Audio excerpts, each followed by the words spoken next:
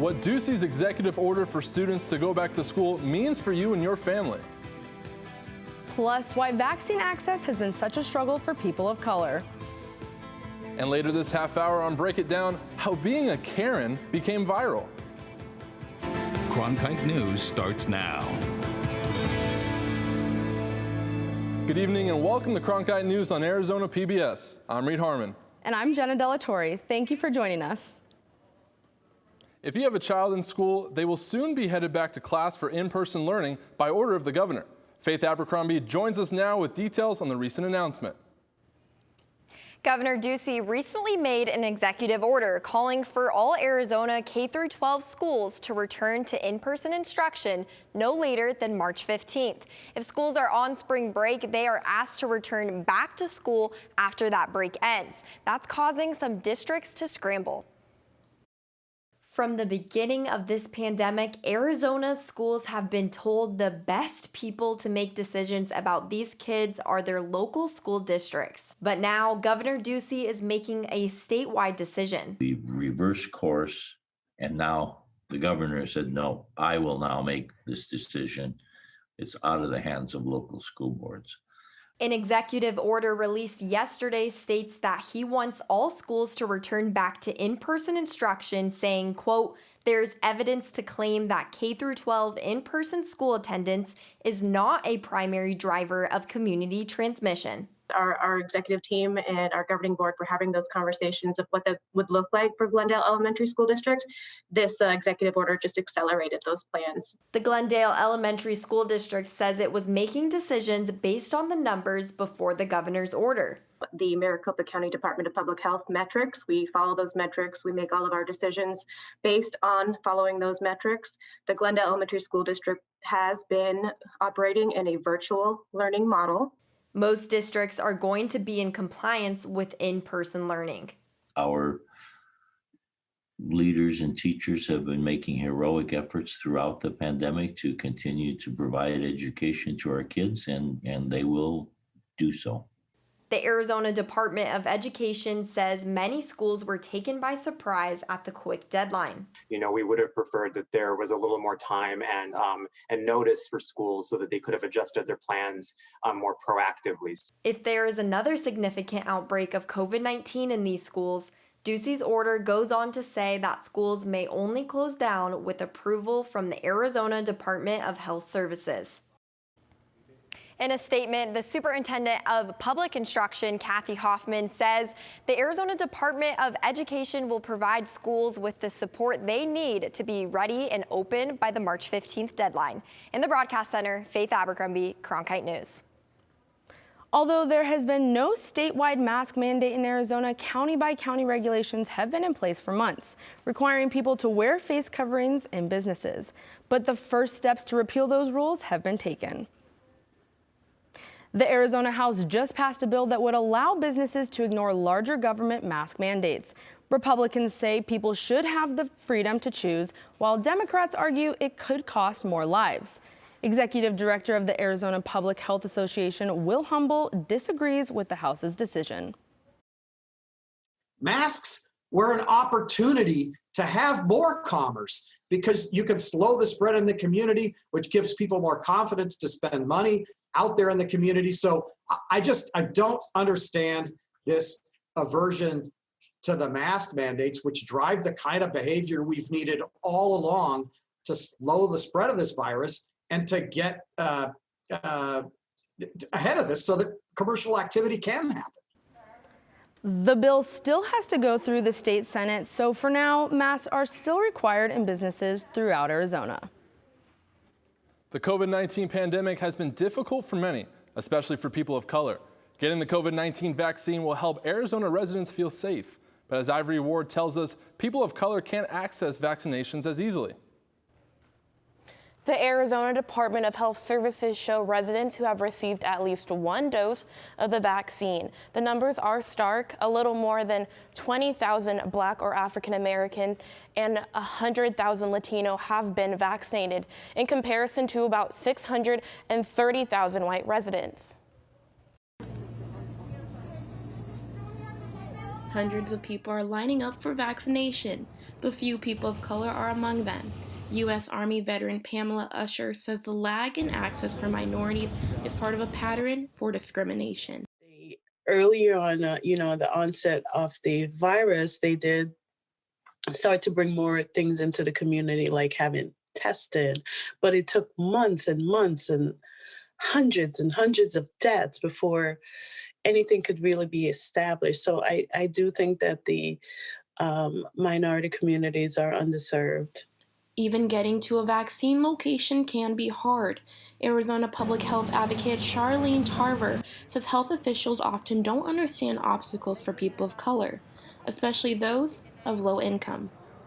There are some concerns around access to the vaccination, making sure that that it's a walkable space, that individuals that do not have access to transportation are able to get the vaccination during hours that are conducive to their lifestyles. The Arizona Latino Legislative Caucus urges Governor Doug Ducey to expand COVID vaccination and prioritize communities of color. I'm not sure what world the governor is living in right now. He's holding on to millions of dollars in COVID-19 relief, and the governor is refusing to reimburse the county for COVID-19 expenses and also reduced our vaccine supply for the second week in a row.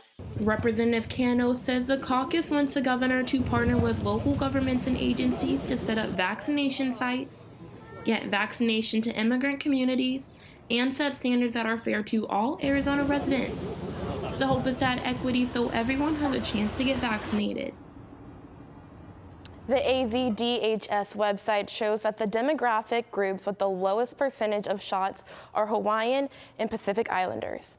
In the studio, Ivory Ward, Cronkite News. According to the Arizona Department of Health Services, COVID-19 vaccine appointments will be opened up to all people of all ages by the summer. The plan is for people over the age of 45 to be able to get vaccinated by April and people 35 and older to get access by the beginning of May, before offering all the vaccines to all ages. Another big story we're tracking today, the Arizona House voted yesterday to allow people to keep loaded guns in their cars on school property. The measure passed on a 31-28 party line vote, and it's the third expansion of gun rights to pass with unanimous Republican support. Two other recently passed bills would keep local police from sheriffs from enforcing federal gun laws and expand concealed carry rights on public property. House Democrats called the recent moves dangerous and expressed concerns about the bill's impact on public safety. Right now, all three bills are waiting to be considered by the state Senate. The Supreme Court this week considered two Arizona voting laws in a case that some think could gut the Voting Rights Act. But Congress last night took a step towards restoring that act and more, voting on party lines to approve the For the People Act, as Jake Holter reports from our Washington bureau. The For the People Act is described as a bill to expand Americans' access to the ballot box while also limiting the influence of dark money and gerrymandering. But critics say this bill is for the politicians, not the people. Arizona Congresswoman Debbie Lesko has been an outspoken detractor of H.R. 1.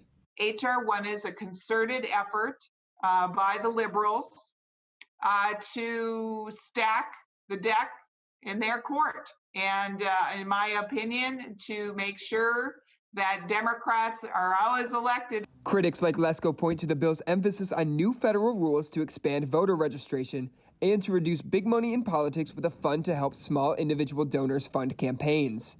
Congressman Tom O'Halloran rejects claims that this bill is a quote-unquote political ploy and says it's all about making voting more accessible. Every American has the right to vote, and we should not restrict that right. We should allow that right to be done in a way that is representative of the great democracy that we are. And that means that there shouldn't be hindrances put in the way of people to be allowing them to vote.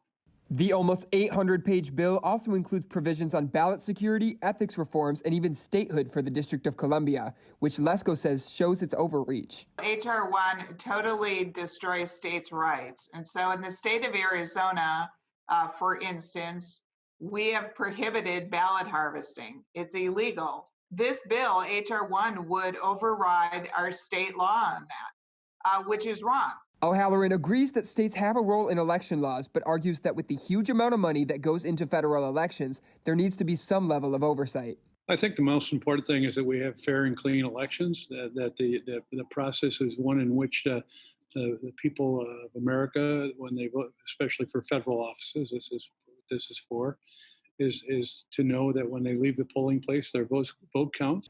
The bill still needs to go to the Senate, but if passed, the goal is to have most of these measures implemented by the 2022 election. In Washington, Jay Coulter, Cronkite News.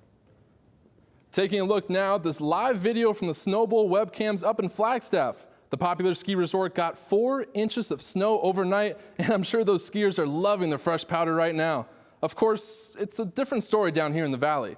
Melissa Zaremba has more on that from the Cronkite News Weather Center. Melissa? We're seeing no snow here in Phoenix, but taking a look at the low temperatures across the region, Flagstaff is at 29 degrees, so we can see why they experienced some snow overnight. And then looking at Phoenix, we're seeing 62 degrees, so we have nothing to complain about. Taking a look at our future forecast, Phoenix might experience some clouds coming in, but it's all happening in Flagstaff and in Tucson area. But taking a look at our high temperatures across the state, Phoenix is at 83 degrees, so if you want to hold on to the warmth, you're going to want to stay in the lower parts of Arizona, and you might want to bust out some flip-flops. But if you want to have a snow day, Flagstaff is at 54 degrees, and then taking a look at the rest of the evening, we're seeing a lot of sunshine at 69 degrees and some breezy conditions, but by the rest of the evening, we're going to be calm by 9 p.m. at 63 degrees, and then 10 p.m., 61. Starting off our weekend, we're going to see a lot of sunshine at 80 degrees, and then by Sunday, we're going to see some clouds rolling in. And I hate to break it to you, but we're going to see those clouds stick around because Wednesday, we'll see those clouds go away and at 69, and then Thursday and Friday, we're going to go right up to 70 degrees. Not your typical sunny weather here in the valley, but we'll take the cool down for now. In the Weather Center, I'm Melissa Zaremba. I'm Marco Peralta, and after the break, I'll have your Cronkite Sports Report. Heads up, fantasy fans, sports gambling could be legal in Arizona sooner than you think. We'll tell you about a new gambling bill next.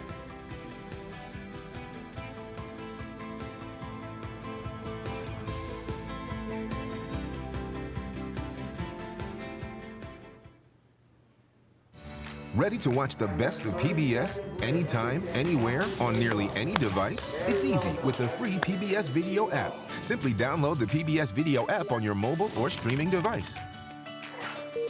Now you can watch the latest PBS episodes or catch up on the shows you missed. Discover new favorites from PBS and local content from your PBS station.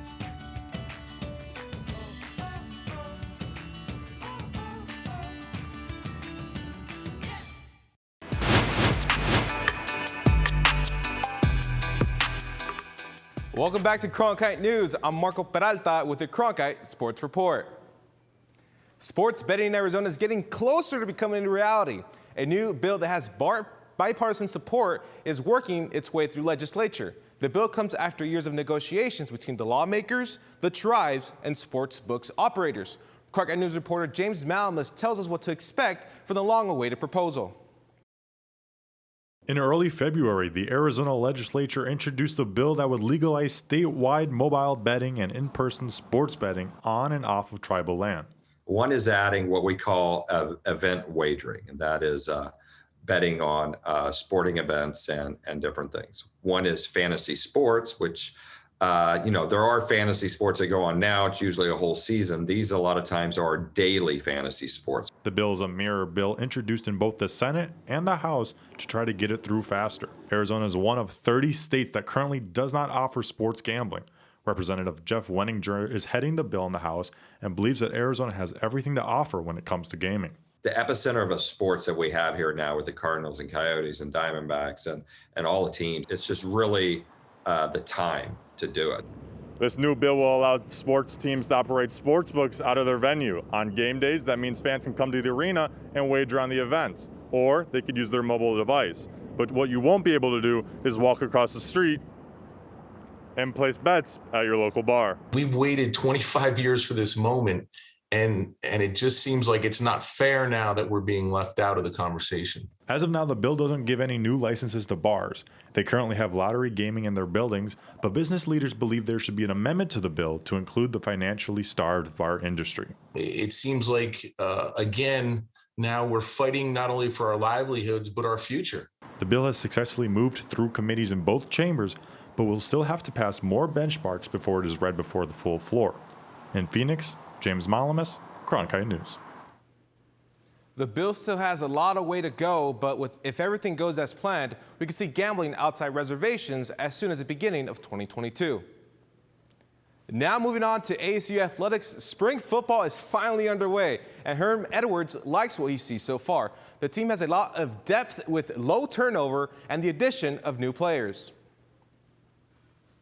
Edwards says it's a real luxury to go 3 deep on the roster on both sides of the ball. While the Sun Devil skipper noted that optimism doesn't win games, he's excited for the players to be back on the field, especially for those who never got to play spring ball.